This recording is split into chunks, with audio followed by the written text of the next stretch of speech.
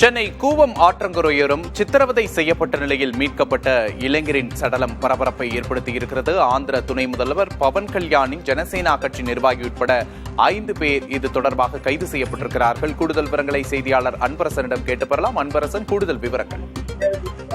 சென்னை கூவம் ஆற்றங்கரையோரமாக உயிரிழந்து கிடந்த இளைஞர் கொலை செய்யப்பட்டிருப்பது அம்பலமானதை தொடர்ந்து தற்போது 5 நபர்களை கைது செய்திருக்கிறார்கள் 7 கிணறு போலீசார்.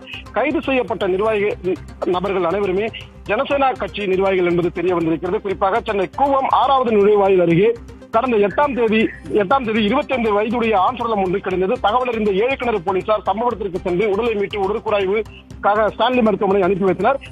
விசாரணையில் அவர் சித்திரவதை செய்யப்பட்டு கொலை செய்யப்பட்டு கிடப்பதாக தகவல் தெரிய வந்தது. இதனையடுத்துதான் 7 கிணறு போலீசார் தீவிர விசாரணை செய்து இந்த வழக்கில் கொலை வழக்கில் தொடர்புடைய 5 நபர்களை கைது செய்தனர். விசாரணையில் இறந்து கிடந்த நபர் திருப்பதியைச் சேர்ந்த ஸ்ரீனிவாசன் என்கிற ராயுடு என்று தெரிய வந்தது.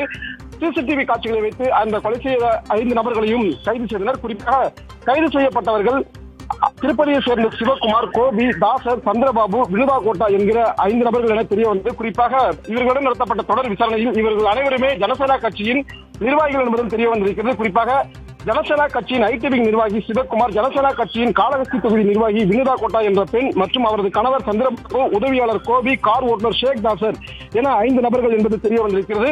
இந்த கொலையை எதற்காக இவர்கள் அரங்கேற்றினார் என்று போலீசார் தொடர் விசாரணை மேற்கொண்டதில் பல்வேறு திடுக்கிடும் தகவல்கள் வெளியாகி இருக்கிறது. குறிப்பாக விசாரணையில் சடலமாக மீட்கப்பட்ட ஸ்ரீனிவாசன் என்பவர் தங்களது வீட்டில் கடந்த 15 வயதில் இருந்து வேலை செய்து வந்ததாகவும், ஆனால் தங்களிடம் பணியாற்றிவிட்டு எதிர்த்தரப்பை சேர்ந்தவர்களிடம் பணம் வாங்கிவிட்டு தங்களுக்கு துரோகம் இழைத்ததாகவும், அதனால் தங்களது ஷோரூமில் கட்டி வைத்து அடித்ததாகவும், அதில் சித்திரவதை செய்தது உண்மைதான் எனவும், ஆனால் கொலை செய்யவில்லை எனவும் அவர்கள் தெரிவித்திருக்கிறார்கள். அது மட்டுமல்லாமல் அவர் இறந்து கிடந்த போது செய்வதறியாமல் அந்த உடலை கட்டி கொண்டு வந்து கூவம் ஆற்றங்கரையோரம் போட்டுவிட்டு சென்றதாகவும் அவர்கள் வாக்குமூலம் அளித்திருக்கிறார்கள். இதனையடுத்துதான் ஜனசேனா கட்சியின் 5 நிர்வாகிகளையும் கைது செய்த 7 கிணறு போலீசார் அவர்களிடம் தொடர் விசாரணை மேற்கொண்டு வருகின்றனர்.